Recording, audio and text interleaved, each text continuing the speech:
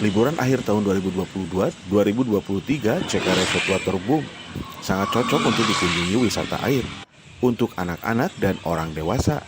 CK Resort Waterboom wisata air yang baru dirintis.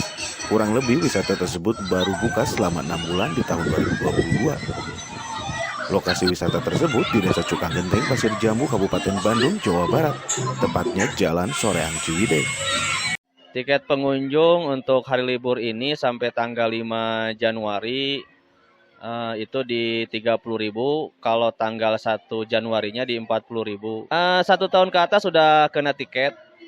Cuman kalau sesudah tanggal 5 nanti di hari biasa ya, kita tiketnya di 20.000 untuk Senin sampai hari Jumat, Sabtu, Minggu, dan hari libur itu 30.000. Cuman 30.000 udah ada 3 tiket ya, gratis air mineral 1. Pengelola juga menyajikan CK Cafe Resto dengan harga standar. Di wisata air ini menyiapkan lahan parkir aman dan nyaman. CK Resort Waterboom buka setiap hari mulai pukul 8 hingga pukul 17 waktu Indonesia Barat. Harga tiket masuk sebesar 20.000 untuk hari biasa dan 30.000 untuk akhir pekan.